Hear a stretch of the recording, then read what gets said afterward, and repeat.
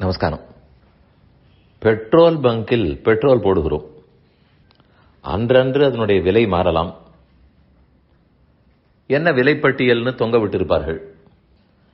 அதெல்லாம் உலகளாவிய சந்தையின் சார்ந்து நம்முடைய ஊரிலேயே விலை மாறும். ஆனால் அது ஒரு வியத்தகு செய்தி. நேற்று ஒரு விலை, இன்று ஒரு விலை. நேற்றுக்கு கம்பெனிகள்லேருந்து பெட்ரோலை கொண்டு வந்து கொட்டியிருப்பார்கள், பெட்ரோல் பங்கில் நிரப்பியிருப்பார்கள். நேற்று பாதி காலியாயிருக்கலாம், இன்னைக்கும் பாதி மிச்சம் இருக்கலாம். அதே பெட்ரோல் தான். ஆனால் இன்று விலை மாறிவிடும். பொருள் மாறவே இல்லை, விலை மாறிவிட்டது. இது பெட்ரோல் மட்டும் இல்லை, தங்கமும் அப்படித்தான். சில பொருட்கள்லாம் அன்றாடம் விலை மாறும், ஆனால் பொருள் மாறாது. சரி, பொருளே மாறாத போது எதற்கு விலை மாறுகிறது? அது வேற ஏதோ எக்ஸ்டர்னல் ரீசன்ஸ். எத்தனை பீப்பாய் எண்ணெய் எடுக்கிறார்கள், டாலர் விலை என்னவாக இருக்கிறது, அரசாங்க கொள்கை எப்படி இருக்கிறது, இதெல்லாத்தையும் பொறுத்து விலை மாற்றம் ஏற்படும். அதை போலத்தான் தங்கமும். இன்டர்நேஷனல் மார்க்கெட் எப்படி போகிறது, மாறும். அதனால பொருள் மாறாது இருக்கும் போதும் விலை மாறுகிறதுன்னு தெரிகிறது. இதுவாவது தங்கத்தை எங்கு கொண்டு போய் காண்பித்தாலும் ஒரே விலை. மிஞ்சி போனால் மாற்று குறைவாக இருந்தால் குறை விலை சொல்லுவார்கள். 24 கேரட், 22, 16 அது போல இருக்கலாம். நம்முடைய தங்கம் கொஞ்சம் அழுக்கு பிடித்த தங்கமா இருந்தால் குறைச்சல் விலை கிடைக்கும்.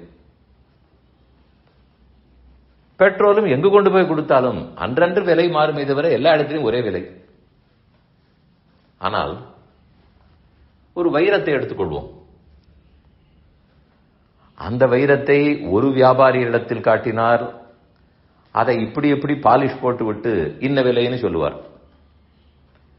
அந்த வைரத்தை இன்னொருத்தர் இடத்தில் காட்டினால் அவர் வேற மாதிரி பாலிஷ் போட்டு இப்படி விலை சொல்லலாம். யாரிடத்தில் அந்த வைரம் கிடைக்கிறதோ அவருக்கு தகுந்தே விலை மாறிவிடும். அப்படியே ஒரு நிர்ணயிக்கப்பட்ட பிக்சடு பிரைஸ் அப்படின்னு சொல்ல முடியாது. எந்த கடையிலும் போட்டிருக்காது. பெட்ரோல் பங்கில் பார்த்தால் பெட்ரோலுக்கு போட்டிருப்பார்கள், ஜுவல்லரி ஷாப்பில் பார்த்தால் தங்கத்துக்கு போட்டிருப்பார்கள். வைரத்துக்கு போட்டு பார்த்திருக்கிறீர்களா? ஏனால் அது அந்த பொருளை ஒத்தரிடத்தில் கொடுத்தால் ஒவ்வொன்று சொல்லுவார். அதே பொருள் தான். இப்போதே நாம் 2 விஷயங்கள் பார்த்து விட்டோம். ஒரே பொருள் தினமும் விலை மாறுகிறது, அதையும் பார்த்தோம். ஒரே பொருள் அன்றே வெவ்வேறு ஆட்களிடத்தில் கொடுத்தால் விலை மாறுகிறது. பொருள் மாறுவதே இல்லை. எதற்கு சொன்னேன் என்றால், நாம் என்கிற இந்த ஆத்மா மாறவே மாட்டார். எந்த மாறுதலுக்கும் உட்படாதவர். உடம்பு தான் மாறுமே தவிர ஆத்மாவுக்கு மாற்றம் இல்லை, நித்தியம். அறிவு வடிவமானவர். ஆனால் இந்த ஆத்மாவைத்தான் ஒவ்வொருத்தர் எப்படி மாற்றி மாற்றி மதிப்பு போடுகிறார்கள்.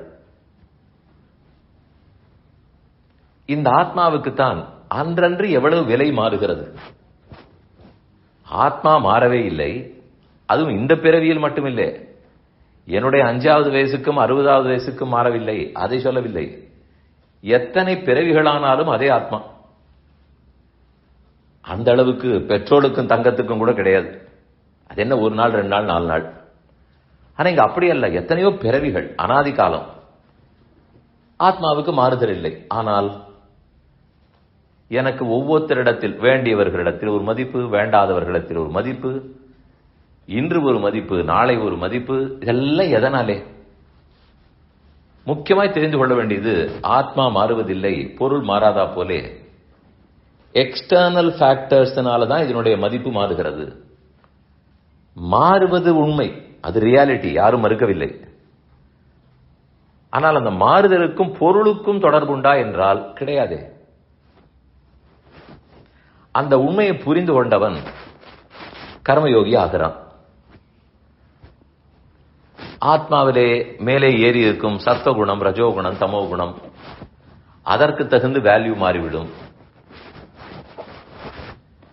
அவர் எவ்வளவு நல்லவர் தீயவர் அதுக்கு தகுந்து மாறிவிடும். பழகுவதற்கு இனியவரா எளியவரா, கிட்டக்கு போனாலே வள்ளென்று விழுவாரா, அதுக்கு தகுந்து மாறிவிடும். உண்மையில் இது எதுவுமே ஆத்மா பேரில் தட்டாது, ஆனால் மாறிக்கொண்டே இருக்கும். எல்லாத்த விட இத்தனை காலமாக சேர்த்து வைத்திருக்கிற கர்மங்கள், அதுதான் இன்டர்நேஷனல் மார்க்கெட் பிரைஸோ என்னவோ. அது எங்க இருக்கிறது, என்ன நடக்கிறதுன்னே தெரியாது. நாமே எந்த பிறவி எடுத்தோம் தெரியாது. தங்கத்துக்கும் பெட்ரோலுக்குமாவது யாராரோ முடிவு செய்கிறார்கள். ஆனால் கர்மத்தை பொறுத்தவரை நானே தான் செய்திருக்கிறேன். எத்தனை பிறவிக்கு முன்னால் லட்சம் ஆண்டுகளாக இருந்தாலும் நான் தான் செய்திருக்கிறேன். அதற்கு பொறுத்து கர்மத்தின் அடிப்படையில் ஆத்மாவின் மதிப்பு மாறிவிடும். யாருடைய வதந்தி, யாருடைய கமெண்ட்ஸ் அதற்கு சிக்குகிறேனோ அதுக்கு தகுந்த ஆத்மாவின் மதிப்பு மாறிவிடும். இதெல்லாம் ஆத்மா பேரில் தட்டாது. அவர் இயற்கையிலேயே இந்த தொடர்பு இல்லாதவர்னு புரிந்து கொள்ள வேண்டும்னு கண்ணன் கூறுகிறார்.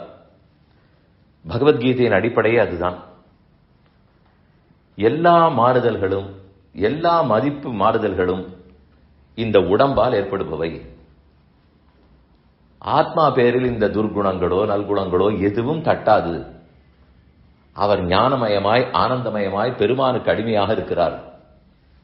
இதை புரிந்து கொள்பவன் கர்மா மேலே பக்தி செய்து பெருமான் திருவடிகளையே சரணமாக பற்றி அதற்கு பின்னால் அவரை அடைந்த பின்னால் அந்த ஆத்மாவுக்கு விலை மாறுதலே கிடையாது, மதிப்பு மாறுதலே வராது. இந்த மதிப்பு மாறுதல்கள் எல்லாம் இவ்வுலகத்தில் பெருமானை அடைவதற்கு முன்னால். அவரை அடைந்த அவ்வுலகத்துக்கு சென்று விட்டால், முக்தி அடைந்து விட்டால் எப்படி மதிப்பு மாறும்? அப்பதான் இந்த பொருளுடைய உண்மையான மதிப்பும் தெரியும், மாறாத மதிப்பும் புரியும். அங்கு யார் கையில் சென்றாலும் அதே மதிப்பு மாறாது. எல்லாரும் இவரை சிறந்த மதிப்புடையவர் என்றுதான் மதிப்பார்கள். ஒருத்தர் கூட்ட மாட்டார், ஒருத்தர் குறைக்க மாட்டார். எந்த எக்ஸ்டர்னல் ஃபேக்டர்ஸ்னாலையும் என் மதிப்பு மாறாது.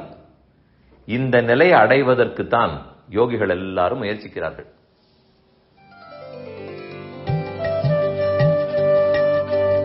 இந்த என் பணி ஆடியோவை உங்களுக்காக வழங்கியவர் வேலுக்குடி ஸ்ரீ கிருஷ்ணன் சுவாமி. இந்த ஆடியோவை தினமும் உங்கள் மொபைலில் பெற கிஞ்சித் என் பணி KINCHITENPANI என்ற ஆப்பை கூகுள் பிளே ஸ்டோரிலோ அல்லது ஆப்பிள் ஐஸ்டோரிலோ டவுன்லோட் செய்து கொள்ளவும். தினம்தோறும் இது போன்ற உபன்யாசங்களை கேட்டு மகிழவும்.